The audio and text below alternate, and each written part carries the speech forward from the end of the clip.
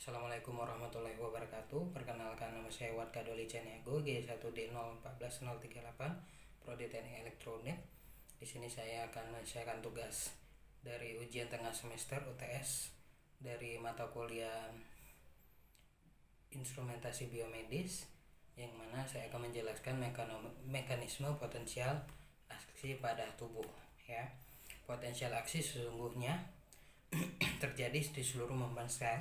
Hal ini didasarkan oleh adanya perbedaan konsentrasi ion natrium dan kalium antara intraseluler dan ekstraseluler.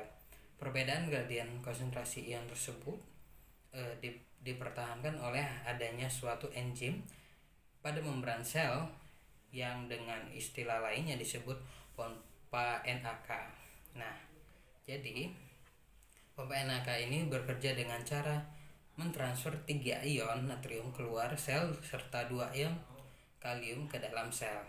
Gradien konsentrasi ini menyebabkan adanya potensial positif di luar membran sel dan potensial negatif di dalam sel. Perbedaan potensial membran ini disebut dengan resting membran potensial. Sitoplasma sel memiliki potensial listrik sebesar minus 60 hingga minus 80 MV. Jadi dibandingkan dengan cairan ekstraseluler, ketika suatu ion terbuka, maka akan terjadi perpindahan ion menuruni gradien konsentrasinya. Potensial aksi merupakan suatu perubahan yang cepat pada membran sel saraf akibat terbukanya saluran ion natrium dan terjadi influx natrium menuruni gradien konsentrasinya.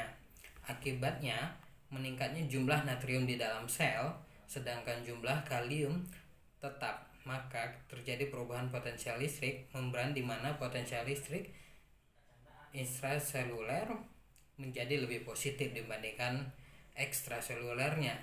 Setelah terjadi depolarisasi, maka resting membran potensial akan dikembalikan lagi melalui suatu proses yang disebut dengan repolarisasi. Pada proses ini, saluran natrium yang tadi terbuka akan menutup dan diikuti dengan terbukanya saluran kalium.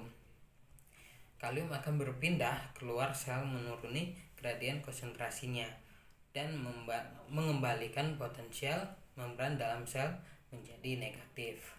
Itulah penjelasan dari saya. Lebih dan kurang saya mohon maaf. Saya akhiri. Wassalamualaikum warahmatullahi wabarakatuh.